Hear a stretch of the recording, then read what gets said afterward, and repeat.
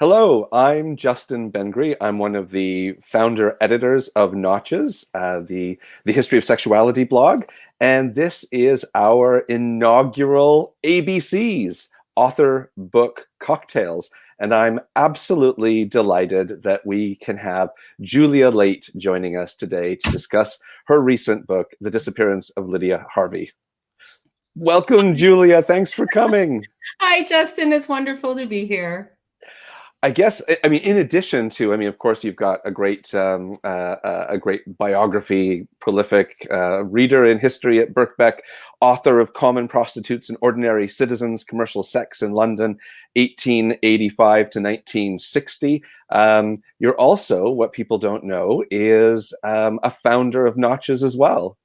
I am, and it's great because what with COVID and all, I didn't quite get to have a book launch, and so it kind of feels like this is a bit of a book launch and kind of coming back to a blog that I helped set up. So it's wonderful. Oh, that's really sweet. I think it really does feel like you're coming home and that we're having this this experience where you should have been all this time with Notches. So, and I mean, I suppose it's appropriate that we're doing it with cocktails because I think that Notches sort of came into being over pints in King's Cross sometime in 2013.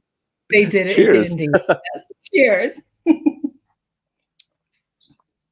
So, as this is our inaugural ABCs and we're mixing cocktails and history, and it was author's choice as to what we'd be drinking. Tell us why we're drinking Negronis. We're drinking Negronis because they're my favorite cocktail, and for no other real reason. But I can jazz it up and say that one of the reasons we're drinking them is because they are, so the legend goes, they were invented in 1919 in Florence, in Italy, and anybody who's read the book will know there's pretty big Italian connections, and there's a lot of it set during the 1910s and 20s. And apparently it was invented by Count Negroni because he found the Americano too weak, and so he replaced the soda water with gin. And that's my kind of thinking. Yeah, not bad at all. I've got like a load of finished gin in mine right now.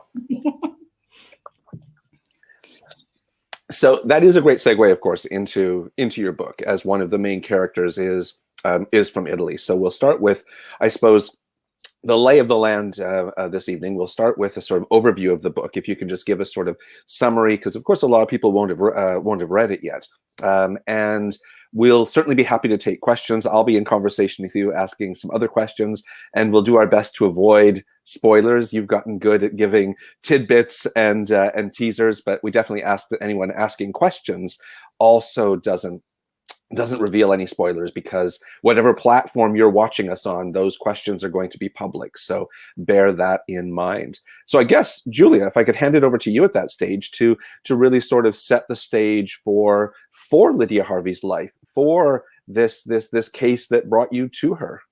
Sure. So I found Lydia Harvey's case the same way I found hundreds of other cases like her, which was just in the archives. She was a short archive file, a star witness in a case against two traffickers who were both Italian, who had trafficked her from New Zealand to Buenos Aires and then on to London. And it was in London where she was found, picked up by the cops, and used by the prosecution to kind of secure some semblance of justice in the case. And I initially thought, okay, I'll use this as one of these very telling revelatory case studies in a book I thought was going to be about trafficking more broadly and the way that trafficking policy got applied in Britain in the early 20th century. And then I just kind of couldn't get her out of my head. And I kept thinking, I wonder what her life story was before she shows up in this archive file. And I wonder what happened to her afterwards. And at first I thought it wouldn't be possible to find out. And then I started digging around and I found just enough breadcrumbs to make me think that maybe I could keep looking. And then I decided I was going to do the same thing for the other characters in the book. So I was going to think about the police officer, not just as a person who kind of comes in and mobilizes the case, but as a human being with a life story in his own right. And from there, I started thinking through how I'm going to construct the book. And that's how ultimately the book came out. So it's 6 characters, At one point, it had a title that referenced those 6 characters. And the first, it opens with a chapter about Lydia Harvey herself and her experience of being trafficked. And then it hands over to the story of the police officer, Ernest Anderson, who was a detective inspector at Scotland Yard, and who worked the case with a team of cops who were kind of experts in policing prostitution and pimping in Soho. Next, it switches to the journalist who broke the case in the news, who turned out to be Guy Scholefield, who was a very prominent, or later became a very prominent New Zealand historian. So I was really surprised to find that connection. And in that chapter, I look at the way that the panic over what was then called white slavery was sensationalized in the press and mobilized by campaigners, and how that ultimately transformed the legislative landscape in terms of how they dealt with trafficking. Next, I looked at the social worker who ran the safe house that Lydia Harvey was sent to. Her name was Eileen Mcdougall, and she's just an absolutely incredible woman. And that helps me tell the story of what kind of social care was available for trafficking victims at the time. And then I kind of switch pace, because then I turn my eye to the trafficker himself, Antonio Carvelli, who is just this incredible character, a very, very human character, a very, very flawed character, who grew up in Italy, was an opera singer and a musician, and migrated to Australia, where he got himself into all kinds of trouble, changed his name about 15 times, and also terribly mistreated women. And then I move on to Veronique Carvelli, his wife, who I sort of used to explore the global sex industry at this time, and the way in which that global industry is just connected to so many others and is truly global. She is a globetrotter in this story. And finally, I return to Lydia Harvey, and I ask the question of, what happened afterwards. These stories are supposed to be, the kind of sensational trial, the sensational case in the news at the time was always that the girl just disappeared. She had this terrible experience of trafficking, and then she disappears. And I had thought, that she disappeared from the historical record, but actually she didn't. Her life afterwards, and the final chapter discusses what that life was.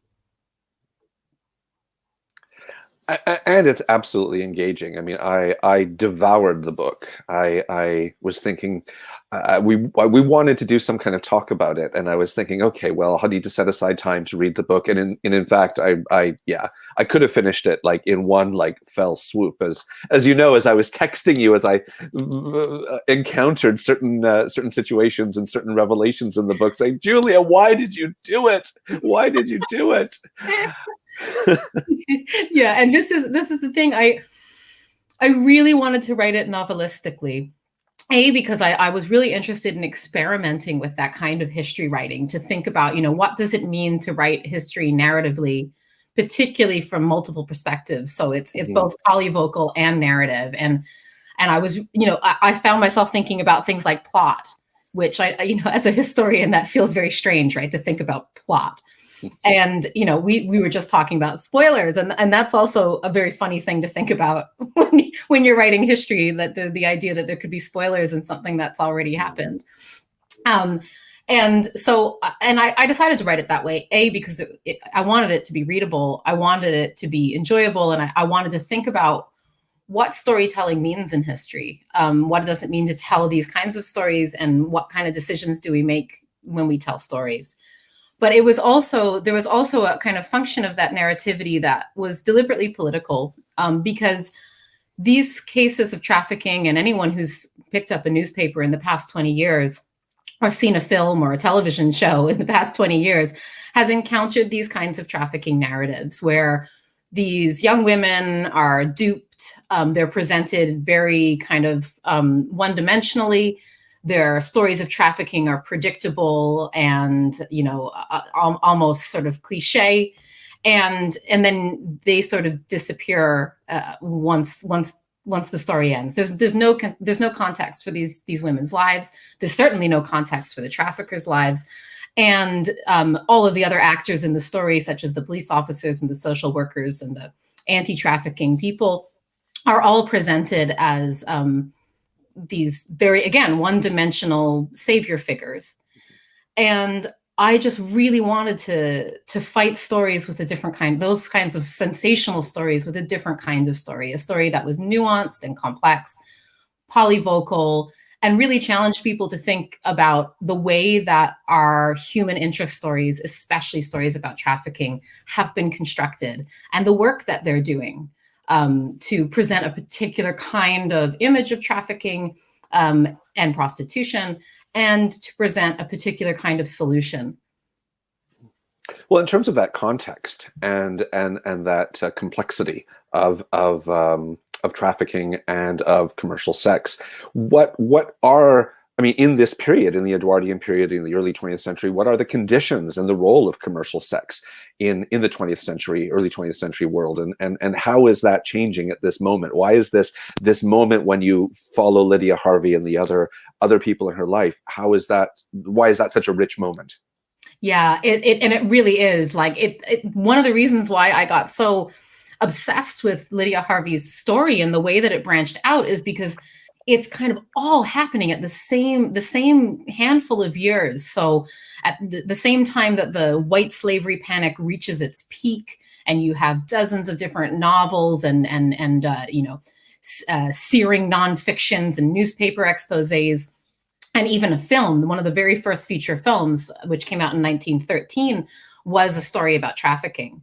And so it's all coalescing just around these years leading up to the First World War. Of course, they didn't know it was leading up to the First World War, but you know what I mean. And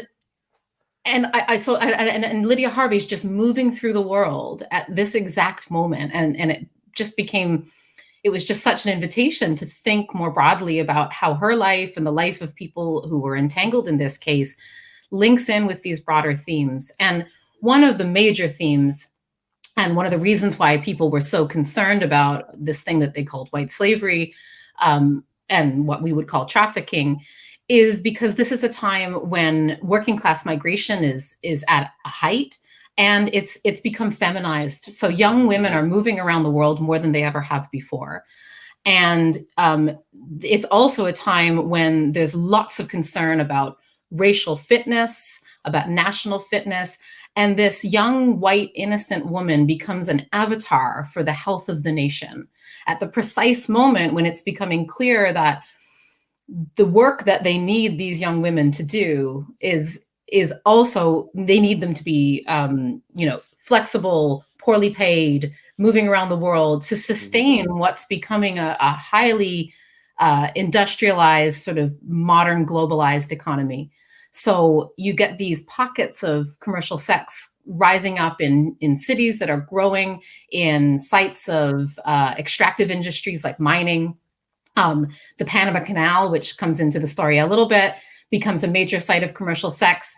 And I'm just so fascinated by how, through the story of Lydia Harvey, we can see one young woman's experience of this incredible globalized industry that's entangled with so many others, including the entertainment industry. But also, you can swoop out and just see these thousands and thousands of young women who are moving around the globe, dreaming of better lives, encountering exploitation, both in illicit work and in prostitution. And I just think it's just such this incredible moment at the dawn of the 20th century that really shapes the world for, going forward, I think.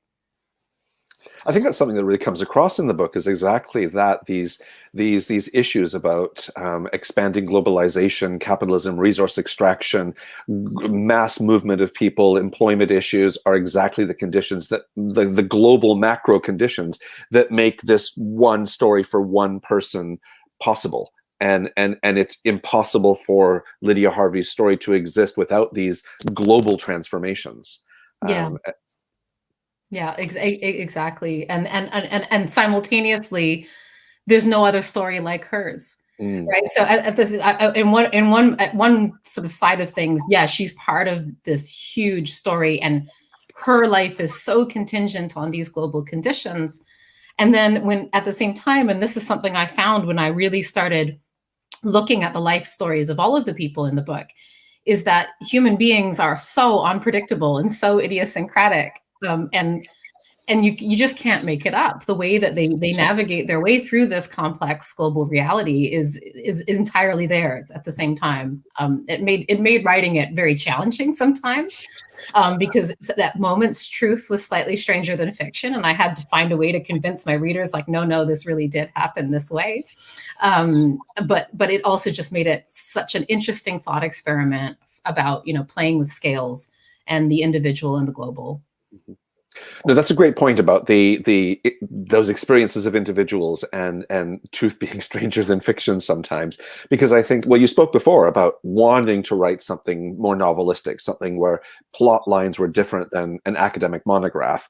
And I think something that really contributes to the novelistic approach and the experience of reading this book is just the detail, those like the vast amount of small bits of information that add color and texture to the story throughout the entire book. So how much of this is author's license and how much of this is dogged historical research?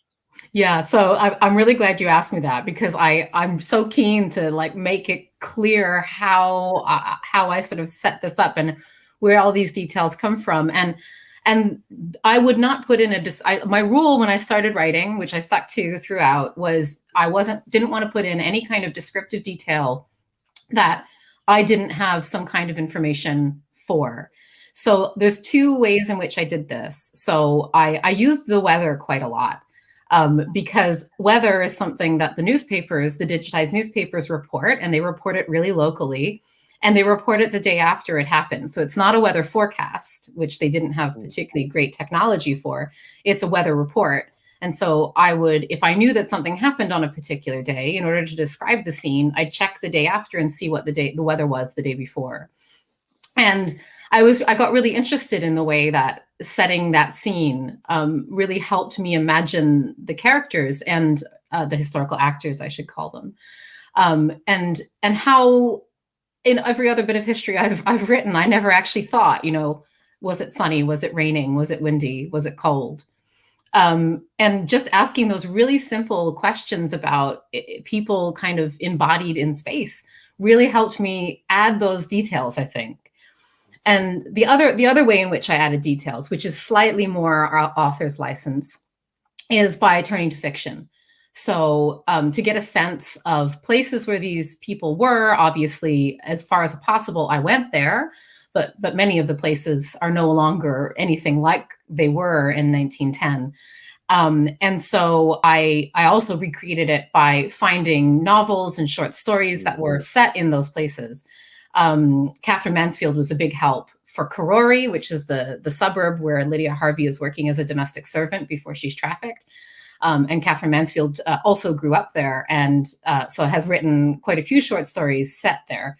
And that really helped set the scene, because that's using somebody who has a kind of novelist or storyteller's eye, and taking their descriptions of things and then just kind of splicing them together with maps, with records, and producing a description.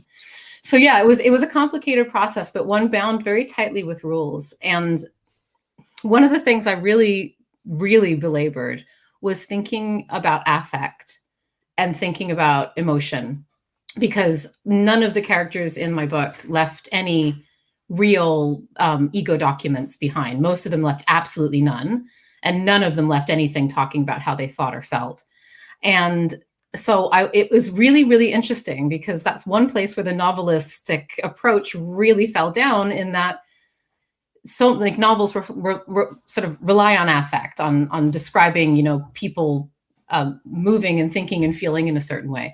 And that was shut off to me. So that's where I turned to the classic Natalie Zeman Davis trick of maybes and perhapses. Maybe she felt this way. Perhaps she did this. And so those were my rules in terms of constructing those details. And I'm more or less happy with the way that it came out. Well, as a reader, I don't think I was disrupted by that. I think I remember in your opening comments that you were talking about the resorting to maybes and probablys. And as I read it, I didn't get the sense that my trust in you as a reader was stretched too far. It was always things that felt plausible enough, or things that that felt like surely someone is capable of having this feeling or this thought in this context, even if that's not the verified thought someone had, or that Lydia or one of the other historical actors had. So I think you've done that successfully. Yeah, and it also got me thinking, we can't really verify anything to a certain extent. That's very, very postmodern of me, but we can't. And we are also always making intuitive leaps and interpretive leaps as historians. And I didn't, ultimately, I decided, this is what I'm doing here is no different. It is held tightly in check by the voices of the past. And it's a really interesting imaginative experiment to think how people act and feel based on just the smallest scraps of information that you have. Well, and certainly even when we're using those documents where someone says, I thought I felt something in the past, we're trusting their recollection of having thought and felt that, rather than wanting to record for history that they thought or felt that or did the right thing or whatnot. So, but I think all of these things too, they really, all of these details really bring back to life all of these characters. And I think for anyone that hasn't read the book, it would be wrong to assume that so much more energy is put into Lydia than other characters. So I think that it's what was so engaging for me was learning about this constellation of people that surrounded her at this really significant moment in her life, or at least I don't necessarily want to say transformative, because we don't know how much that impacted her afterwards in many ways, but certainly one that was really significant for this period of time. And what I really like that because you offer so much detail about people's lives, there's no recourse to easy goodies and easy baddies. I mean, people are really complex and messy, and the good people have problems and the bad people are really sympathetic. And my unexpected favorite character is, I mean, this is the thing, it's hard not to talk about them as characters. I mean, as historians, you did it too. We want to say historical actors, but they're so much more rich and full than the usual historical actors that we work with. My favorite is the in the couple of traffickers, the woman Veronique Carvelli. I just found her absolutely compelling. Tell me more about Veronique. She seems like just such a. How did you engage with her? Like, what did you must have just thought so many things.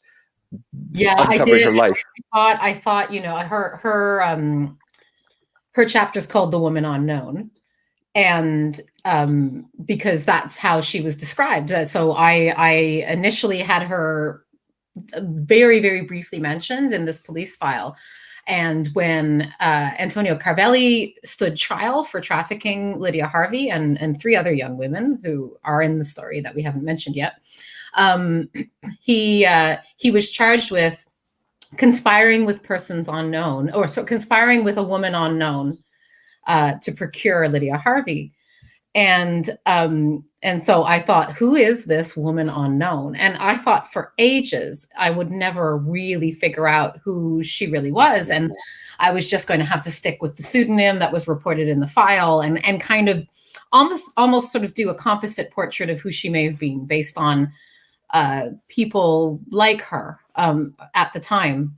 And in the end, I hit a few jackpots and actually found her, and I found her under so many different guises, so many different pseudonyms. And her story is just incredible because she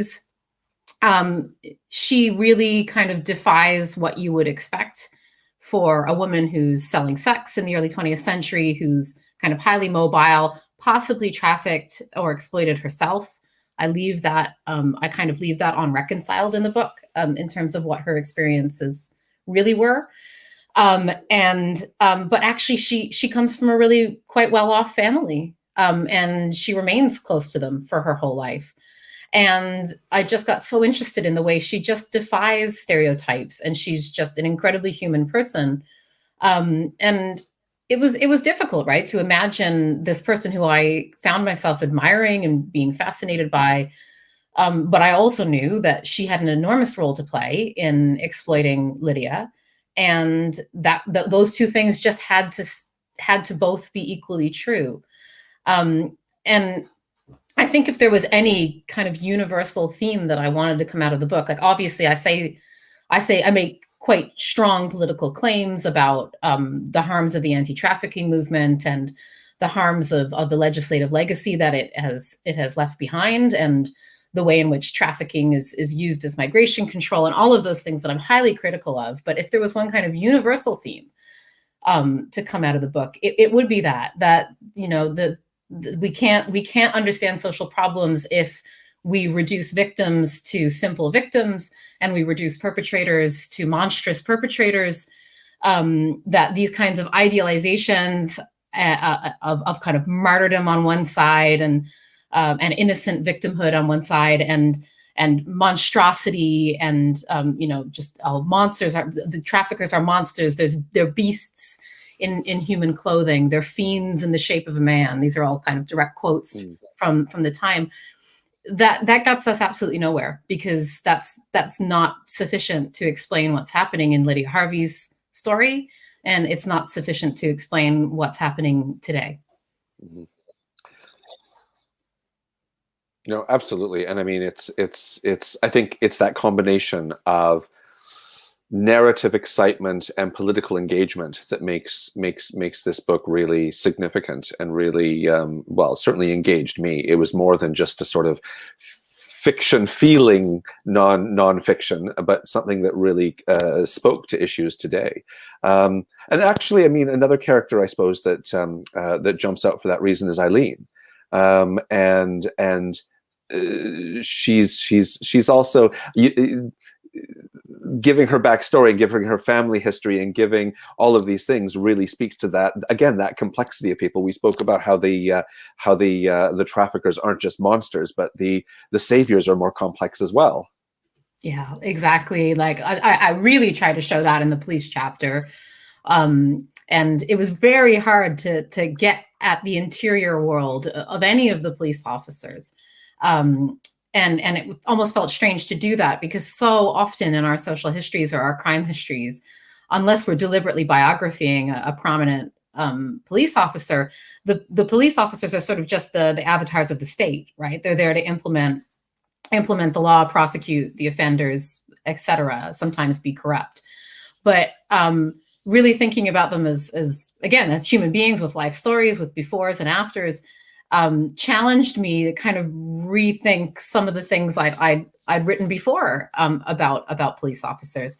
And I really try to show them as incredibly complex. So neither all kind of crooked and corrupt, but also really not the upstanding bobbies that the press would sort of have them be. Although the press in this particular decade was very hard on the police.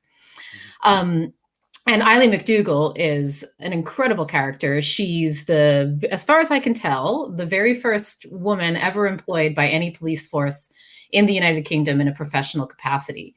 So she's hired after a fairly long career as a rescue worker doing outdoor relief in Lambeth and in Deptford.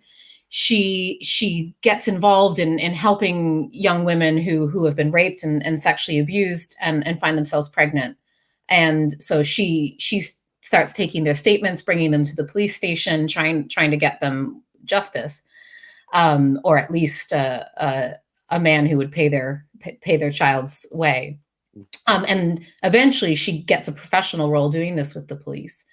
And her job for years is to craft these very complex trafficking narratives into witness statements that end up securing prosecutions. And as you might imagine, it's incredibly difficult work, very often unrewarded work, because so many people are found not guilty.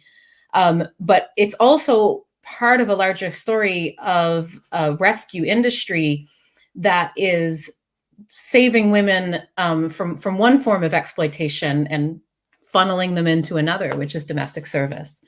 And it's unclear for me how Eileen Mcdougall saw this. I get glimpses in the little bits that she's left behind that she wasn't entirely comfortable with the fact that domestic service was really the only option left for the women who she was helping. But at the same time, what else was she to do? And so she's such an interesting character. And the entire rescue industry that she's representing is incredibly complex. I think she's one of the kinder faces of an industry that could be incredibly cruel to wayward young women. That's a really good reminder about domestic service, because I mean, I think certainly the narrative of the white slave trade was this idea of innocent women being sort of taken from the street and taken away to sex work. And Lydia herself is a complex character, because she knows to some extent what she's getting into and what she's getting away from, and she's deliberately avoiding domestic work. And many other women were as well. I think it was, I mean, again, that's that fascination of, like, even Lydia herself is a complex character, that she goes in with some knowledge and some sense. You suggest that she knows she's going into sex work. They told her this is what the deal is. Of course, she couldn't possibly know what the conditions would be, or to the extent to which things wouldn't turn out the way she was promised. But can you speak more about that sort of balance that women were making between sort of this domestic work and the drudgery of domestic work and low paid work on the one hand, and the possibility of what sex work might offer on the other? Yeah, definitely. And like, Lydia Harvey, again, defies these narrative expectations, because in these stories of white slavery, she was meant to be stuck with a hypodermic syringe, or duped by a nun saying that I'm going to bring you to somewhere nice, or kidnapped and pulled into a motor car and never seen again. And that's not what happened. Her traffickers, did tell her that she was going to see gentlemen, that she would have to do as Veronique was doing, that she was going to Buenos Aires to sell sex. And on the one hand, she didn't necessarily know what exactly selling sex meant. I do leave it open. I mean, she's only 16 or 17 years old. The extent of her sexual knowledge or her sexual ignorance there could be a really big range within that. But what she did know, what she was not ignorant of in the least, was the incredible labor that would go into domestic service. This was a time, again, right around when she's making these decisions and traveling to Buenos Aires. In New Zealand, there was a domestic servants union that tried to get established. And what their ask was, like what their big demand as a union was for a 68-hour work week. Like, that's what they were asking for, was to only have a 68-hour work week. And so the reality for most domestic servants was far more than that, hours a week. I just think that, like, that almost bears that doesn't even necessitate any further explanation. A young woman, a 16-year-old girl, working 68 hours a week, living with her employer, and getting paid, next to nothing, getting Sunday afternoons off. Otherwise, that's it. And you just need to have that basic information to envision a situation where that young woman would choose, a kind of work that may also have been exploitative, but just at least wasn't that. And Lydia Harvey absolutely hated domestic service. She made that incredibly clear several times, that she would never, if she had any options at all, ever go back to work as a domestic servant.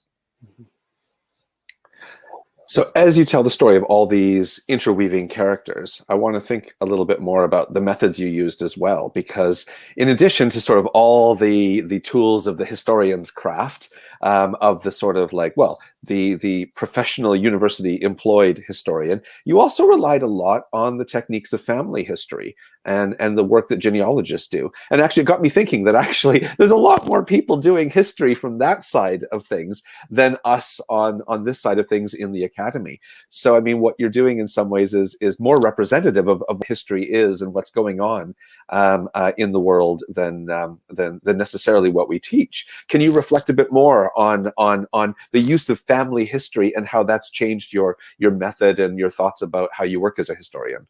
I really think that's such a great way to put it, Justin, that this is the more popular practiced form of history, the historical majority. right? I might go back and watch this recording and write that down, because I really, really liked how you put that. And that's exactly it, that, this kind of history making and the interest in it is what created the resources that made this book possible and created the techniques that made this book possible. I learned a lot from family historians. I used so many of the resources that were created for family historians and by family historians. And just the very concept of centering the individual, and thinking about them not in service to whatever historical argument I wanted to make, but just thinking about them as part of a wider family network, part of a wider global network, and just finding them on their own terms. Those sorts of philosophies that are pretty natural to family history aren't necessarily the way that academic historians work all that often. And it felt really important to switch that mode of thinking. And family history is the thing that I owe all that credit to. But I also want to have a shout out to the other part of the historical majority, who are the local historians and the community historians, because I was able to get so many details about what it was like to live in certain places from local histories and community histories. In particular, the community history and the local history that's grown up around the Gwalia mine and Leonora in Western Australia, which has a really active local history society, lots and lots of personal photographs online, lots and lots of personal testimonies of what it was like there, and an absolutely fabulous local history book about it. And without that, I just would not have been able to write the book. And so, while I also recognize the incredibly important academic work and kind of mainstream academic work that's been done on these subjects and these places, the book would have been far poorer without family history and local history. Well, and I think it really shows too that, like, some of those, when you say truth is stranger than fiction, I think family history, individual history, local history is not, it offers so much more than what you'd find in academic history. And these kinds of, I was amazed by the coincidences and the overlaps and things that you wouldn't find any other way. And you couldn't write into a sort of proper monograph, and things that you could expand on, like even just the date of Lydia Harvey's birth, 1893, being so significant in New Zealand and for another character. I mean, can you speak to some of these just astonishing coincidences that just came together in ways that, I mean, I suppose this is where being nonfiction is useful, because if it was fiction, it'd be like, come on, that's lazy. You made that up. That part doesn't really happen. But when it's nonfiction, it gives you the privilege of saying, slow down, listen to this for a second.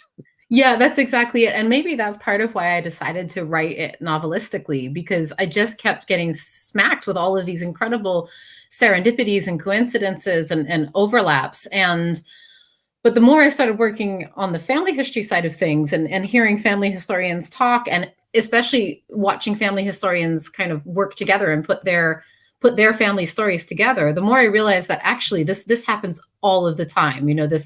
Well, my father was in that same mine as your grandfather, and these interconnections are everywhere. And you're right, it's really hard to incorporate them into a traditional academic text, because it really kind of, I think it might be called tangent. and I did, but using them as part of the description, as part of painting the picture of people's lives, they fit. And the coincidences just became part of the plot. And I had to make decisions about when to reveal those coincidences. But it's a small world. And I'll also say that New Zealand and Australia are a particularly small world in terms of the way that they really were very interconnected. And the way that people traveled and connected and intermarried was, it produces an extra layer of those kinds of entanglements and coincidences. But yeah, it really is. It's really incredible. Some of those moments where I went, no, that can't possibly. Oh, wait, it is. It is the same person, or it is that same day, and it really was quite incredible. I'll just take a moment to remind people who are watching, we welcome any other questions that you can type into the platforms that you're watching on. I've just got a couple more questions for you, Julia. And if something comes up in the meantime, we'll take a look at those. But just a reminder to people that are watching, in terms of coincidences and I suppose sources and just these amazing nuggets that come up, tell me about the picture of Veronique that was taken by the police. The woman unknown. That's how she's described in that picture. Yeah. So I was, the very first moment, actually, the very first thing I remember about finding the original file that later spun out into this book was when I opened it up. I had one of those wonderful moments in the archives that the historians watching will surely, well, at least modern historians watching will surely recognize, which is a bunch of photographs fell out of a kind of torn envelope that had been tucked inside. And it's like to find photographs in archive files. And one of them was this image of a woman boarding a steamship, like walking up the gangplank with another woman behind her, and in the foreground, this valet whose face had been crossed out clearly to say, they're not part of the investigation. And then as I started to unravel all of this and triangulate the different sources I had, I figured out that it was indeed Veronique who was boarding this ship. And she's tall and I can see what she's wearing. And I went down a total rabbit hole in terms of what the fashion was at the time, what the style of hat was. I figured out that her hat was at the absolute height of fashion, just out of Paris that year. And that Ernest Anderson was the one taking the photograph with his new Brownie camera. And I looked at the police files for information about when the police force started purchasing these cameras for police officers to do undercover work. And it was right around this time. So it kind of all triangulated together to produce this moment of this woman just caught at the moment of fleeing the country. And they never did manage to identify her. So I identified her, but the police didn't. I mean, the statute of limitations has passed on prosecuting her. So I think it's going to be. And actually, I was just thinking as you were speaking with regard to pictures, of course, you've got the mug shots of various people as well. And those are, I mean, I'll leave that for people to watch to get some of this, or to read to get some of the stories behind that. But through all of this and through actually finding photographs of individuals from 10 years ago, there is no picture of Lydia Harvey, or rather there is, but you don't know who she is. Yeah, I had, up until the moment I found the picture that I know she's in, I kind of resigned myself to thinking there's no pictures. Her family, which as you'll learn in the book, is quite an odd family, definitely not a typical family. They were also atypical in that they really not many of them had any descendants. So there was very, very little hope that there was any niece or nephew or great, distant relative who would have family photographs and be able to identify her. I'd been through the archives. I knew that there was a picture of her in the archive, but that it had been lost because they make explicit reference to a photograph of her. But it's no longer in the evidence folder in that document. And so I'd kind of given up until I went to her hometown of Oamaru, or Oamaru is the other way to say it, in New Zealand, on the South Island. And I met a wonderful archivist at the local archive who figured out that she was in school for a certain number of years and found the class photograph that she would have been in, because it was her class. And about 50% of the girls in the picture are identified and the other 50% are not.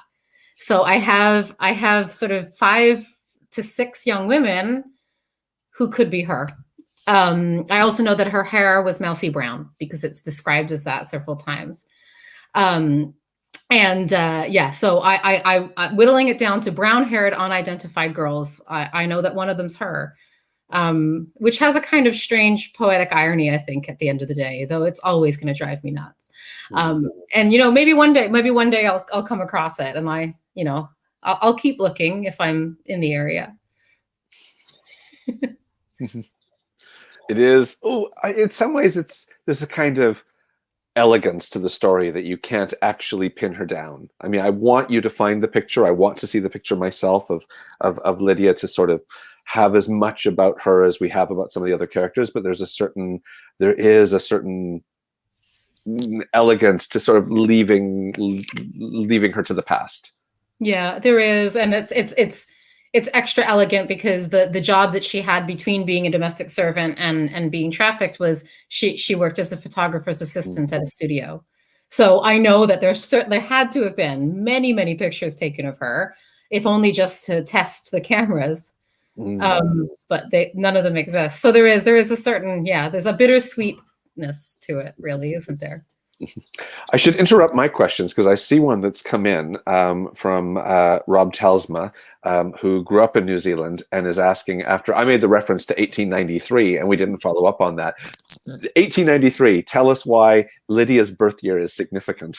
Yeah, it's a slightly niche bit of New Zealand history in a way.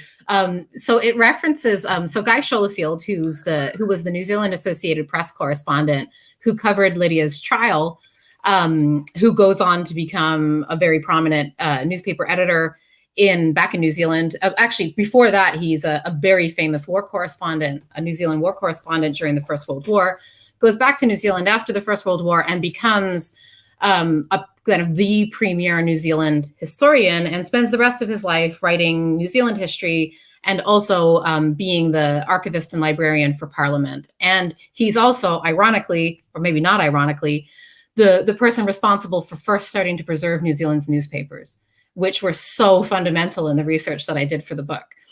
He obviously didn't digitize them, but he was the one who first started indexing them, cataloging them, and archiving them. And one of his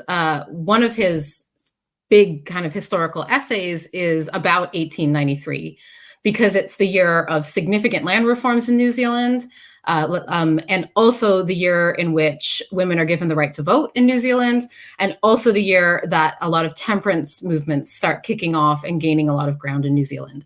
And he calls it, he says that 1893 glowed pink with promise. And so it was so interesting to sort of see Lydia being born in the circumstances she was born in a year that the man who would eventually report on her trafficking trial called a year that was pink with promise. So that's the significance. There's no reason why anybody who hasn't read the book would make that connection. But I thought it was a really beautiful and evocative connection just the same. Thanks for that. We've got actually another question I think that makes more sense to hit before going back to my sort of final ones. Sébastien Tremblay is, well, I know, joining us from Berlin. So thank you, Sébastien. And he's really interested in your comments on Natalie Zeman Davis's maybes and possibilities and where those took you, and really what your method of working with maybes were. Did you work with a kind of mind map of some of these possibilities that could have dragged you somewhere else with the plot, or really how did you work with maybes and possibilities? Because once you open up that door, there's a lot of maybes and possibilities. Yeah, that's such a great question, Sebastian. Thank you. So yeah, and before I thought, like before when I sort of just started out doing the research, I was like, okay, well, I'm not going to be able to find out much, so I'm going to write this book with real details in it, and then use a lot of maybes and perhapses, and maybe even branch out and present like several different options. And I even wrote a little bit about it. I called it kind of choose your own adventure history, where this is officially a joke. I was never actually going to write the book this way, but I was thinking, oh, what if I wrote it so like if Lydia decides to get on the steamship, turn to page 64. And if she decides not to, turn to page 60. But that was part of my thought process, was thinking about, all of those moments that people make decisions which are contingent upon their global historical realities, but also contingent upon themselves as agents, and just exploring all of those maybes and perhapses and possibilities. But in the end, actually, I found out so much more than I thought I would. So I wasn't as reliant on those, on some of those more experimental maybes and perhapses as I thought I would be.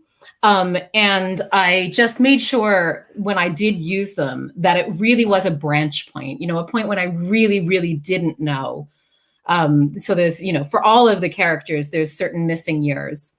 and bits that I just can't explain, like why they're suddenly in Hawaii, and then what happens to them for 3 years afterwards. And Antonio Carvelli especially is very, very good at telling tales about himself.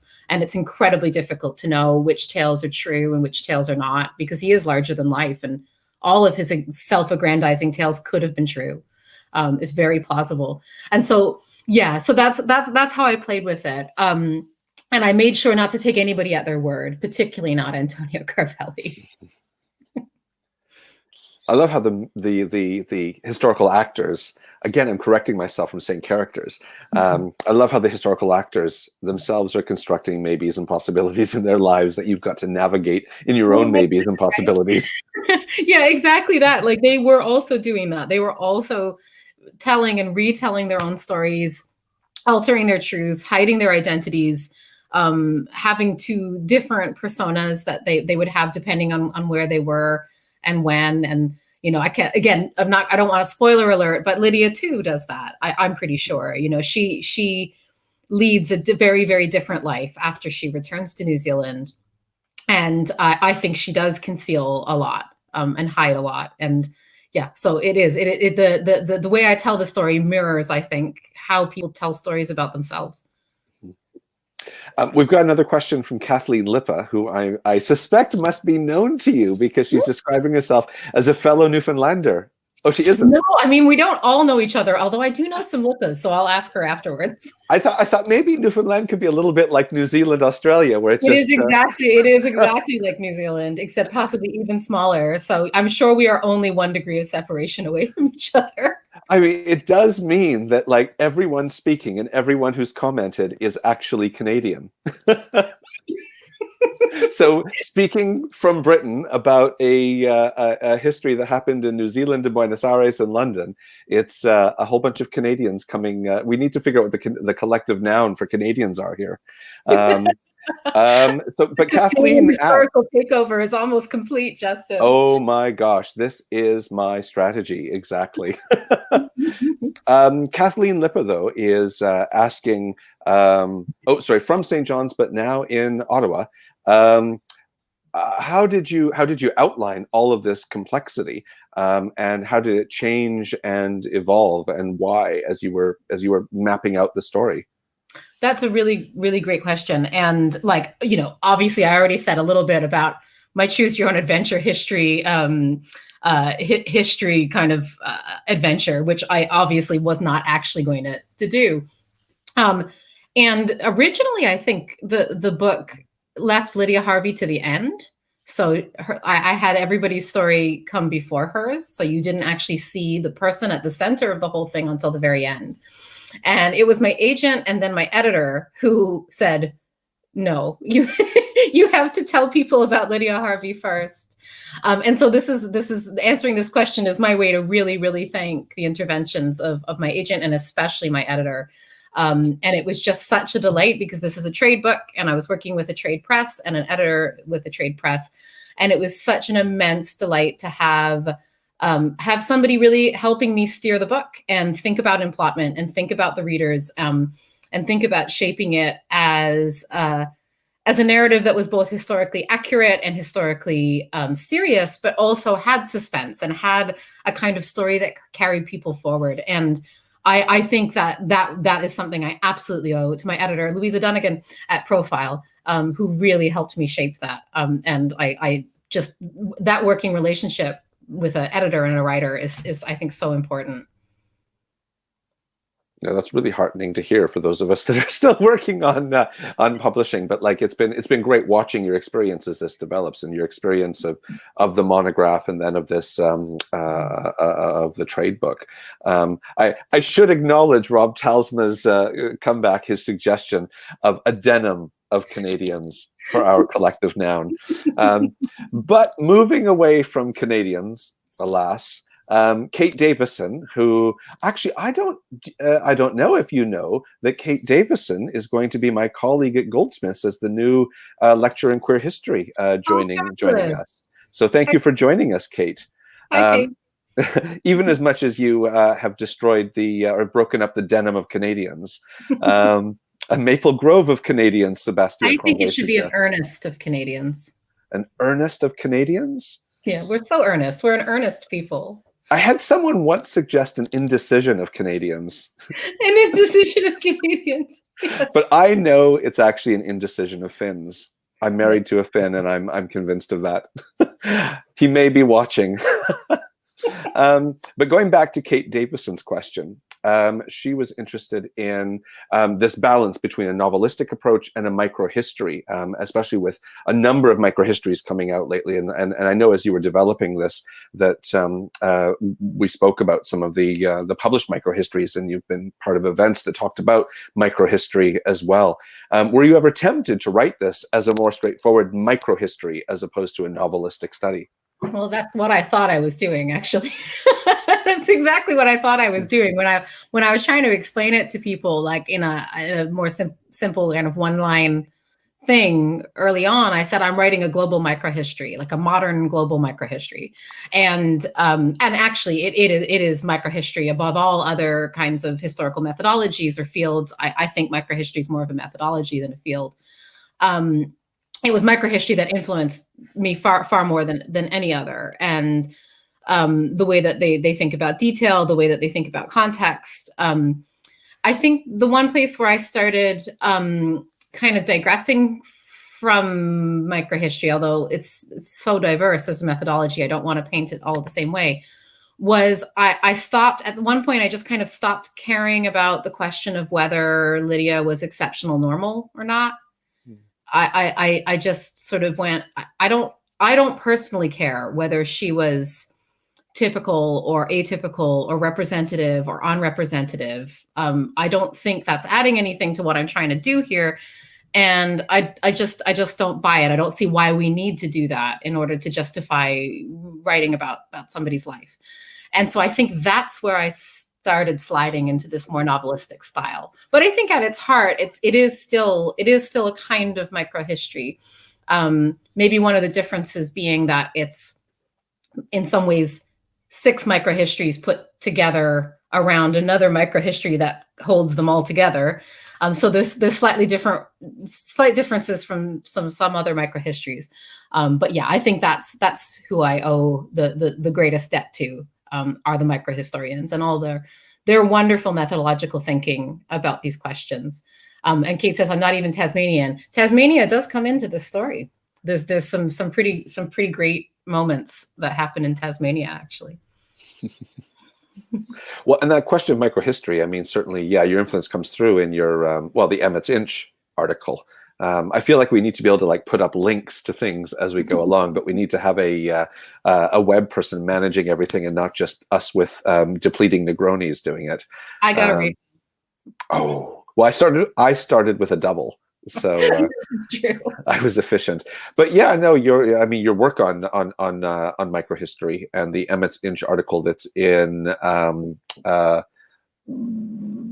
a really important journal that I'm blanking on. Journal of Social History. Thank you. Is it's a go-to essay now. I assign that to my students. So clearly you've been thinking about microhistory and are very influenced by that as well. I also love that like other people are suggesting collective nouns for Canadians. We have a polite bureau of Canadians, maybe a politeness, politeness/politesse. A politesse, yes, of course. Exactly. And kind wishes. And we've got a whole thing going on the side. Kind wishes from Stephanie Olson to Kate in the comments. This is not very meta. I love that. So I suppose, like leading into some of my final questions. I mean, I've been taken with the characters and really taken with how you've really brought them to life. But of course, this happened around 1910. This is 110 years ago.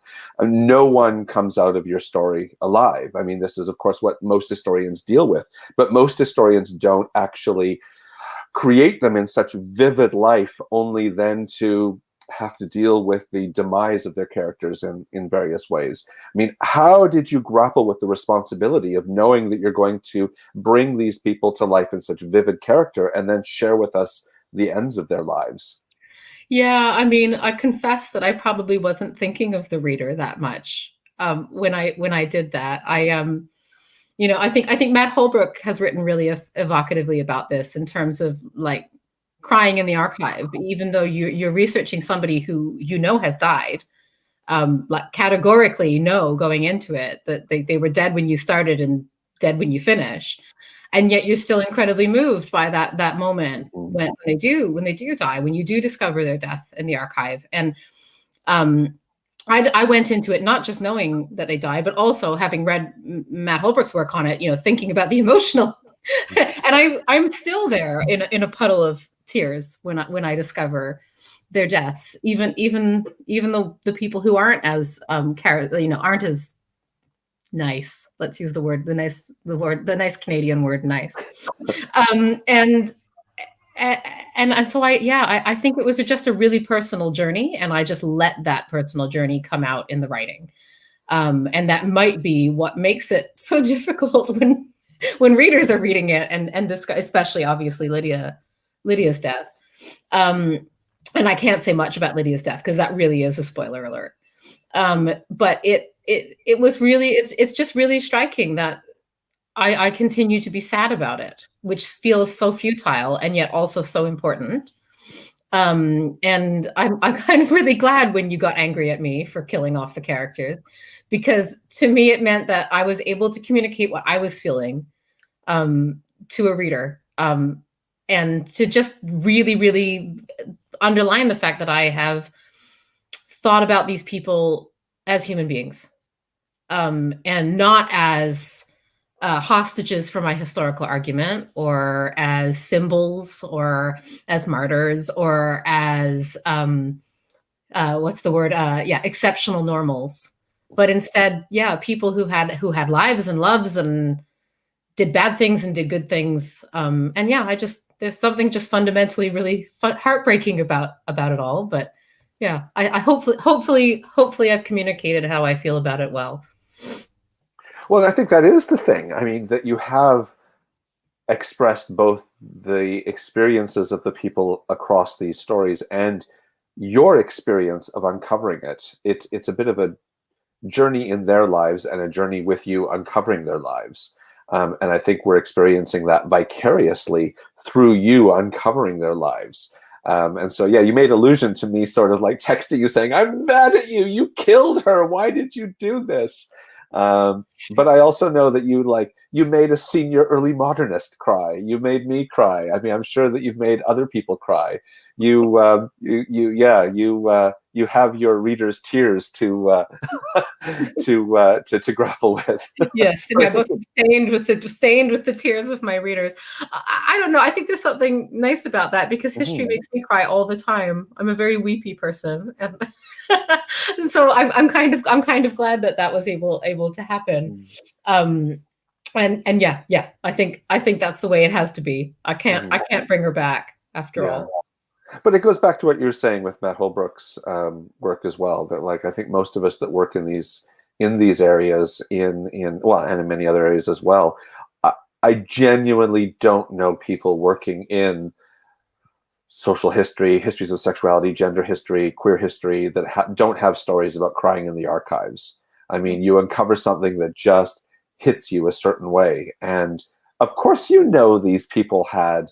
I mean, these people died because they would be exceptional had they not have died. And that very often the extent to which we can uncover material about their lives is proportionate to the violence they experienced at the hands of others, at the hands of the state, at the hands of other authorities. And we know that we're looking at a subset of people who experienced hardship. And yet the tears flow. You're surprised every time. And I say that in the book, that what makes Lydia visible to me is this horrible experience that she had. And I had to constantly not reconcile is not the right word, but I had to constantly reflect on that fundamental fact that which rendered her visible to me was her experience of harm. And Saidiya Hartman writes incredibly evocatively about this in her work, particularly in her very short article, Venus in Two Acts. That idea of the violence of the archive and how we're always encountering it.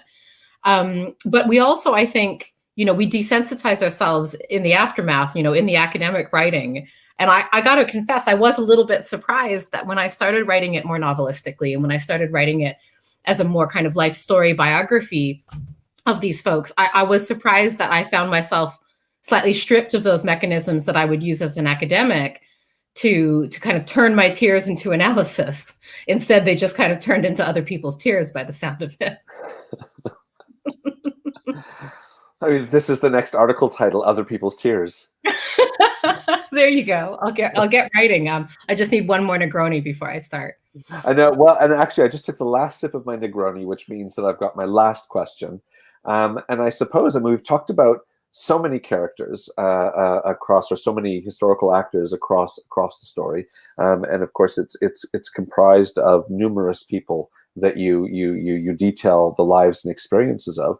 And I suppose going back to your comments and Sebastian's about Natalie Zeman Davis and this idea that authors see themselves in one of their characters and they identify with someone, is there anyone of this cast of characters in your book that you see yourself mirrored in? Yeah, that's a really good question. I mean, I could connect myself to a number of these different people, and ancestry.co.uk kept forcing me to add, or trying to force me to add, Antonio Carvelli to my family tree. Because when you're using these pieces of software for academic research, they're kind of meant for family historians. No, Antonio Carvelli is definitely not related to me. But in a more serious answer, I think it would be Eileen Mcdougall, the rescue worker. Because she's kick-ass. She's just awesome, and she's unrelenting, and she's very passionate about justice. She just cares quite a lot about these issues, and I care quite a lot about these issues. I'm not just writing about trafficking because it happens to be a story about that. It's because I really, really passionately and politically care about it. But also because she's a rescue worker. And I spend a lot of time criticizing rescue workers. And I sort of say, well, they kind of march into these situations and they rescue women without ever necessarily asking them if they wanted to be saved. And I think to a certain extent, as a historian, and I'm not alone in this, but this is me talking about myself, I am also a rescue worker. I have rescued Lydia Harvey from the condescension of posterity without asking if she wanted to be saved. And, I think the ethical issues of that should only be taken so far, because Lydia Harvey is dead, and hasn't left any living descendants, no immediate family or anything like that. So, writing about her as a historical figure feels okay. But nonetheless, I have rescued her, and I've tried to rescue her on her own terms, but ultimately they are also on my terms, because I'm the writer and I'm the researcher. And so perhaps I'm grappling with something that Eileen Mcdougall also grappled with in that sense. Maybe Eileen Mcdougall didn't grapple with it. Maybe she just, because she was a righteous woman, so she probably didn't spend too much time thinking about these things, but I do. So yeah, I'm a rescue worker. I'm a rescue worker who cares very much, but it doesn't change the fact that I'm also a rescue worker. So yeah, Eileen Mcdougall would be my answer. Maybe let's leave some of the possibilities and maybes intact. Maybe Eileen, possibly, maybe all of these things was grappling with these issues. But I was taken with your statement earlier, actually, about Eileen, how she was writing stories about these women that were in conditions that she grappled with. And I think I could hear in your voice at the time, earlier this evening, that you're also writing stories about these individuals and constrained in certain ways, and in conditions that limit what can be done and limit how they can be presented, and trying to get out different stories and different possibilities. So I think there's overlaps in what I know of you as well. Yeah, definitely. I'm slightly obsessed with Eileen Mcdougall. She's not in the Dictionary of National Biography, but I'm hoping to change that this year. And she was also obsessed with natural dye and the arts and crafts movement. And they've got a wonderful archive of wool that she's dyed at her kind of ancestral home in Scotland. So as soon as I'm able to travel, I'm going up there and touching Eileen Mcdougall's wool, because that's the kind of stuff historians get up to when they go down these kinds of rabbit holes. Is Eileen Mcdougall the next book? Who knows? Who knows? Now, this has been, well, you know, you and I could discuss this for another hour. And it's actually been hard not to sort of go into the actual plot and story and all the things that I sort of texted you in anger as I was reading the book. Anger and joy and buy the book. I can say that because it's super cheap on all fine booksellers' websites. If you're in Canada, you can get it on the bookseller with free international shipping. So run, don't walk to the computer screen you're already at and order the book if you're interested. I mean, this is the amazing thing. Like, of course, it's so incredibly affordable. I mean, this is yeah, I mean, this is actually, I mean, this will, the irony, of course, is more people will read this than your excellent monograph, which is stupidly expensive. But an affordable book really meant so much to me. It was my number one aim, and I'm so happy that I have a book that people can buy. And I know they'll enjoy it. Thank you so much for joining us tonight, Julia. It's always a pleasure to chat with you, but I'm so glad that we could do this live event and include other people. And it's been lovely seeing sort of friends and familiar faces in the questions. And clearly they're saying they've already bought it and they're looking forward to. So yeah, Sebastian for the Netflix series. And I just want to say, Sebastian, if you know any television programmers, feel free to put them in touch with me. Exactly. We could start this as the launch pad to get the whole story serialized in film. Thank you, everyone, so much for your questions and your feedback. Thank you, everyone. And thank you, Julia. Good night. Thank you. Bye.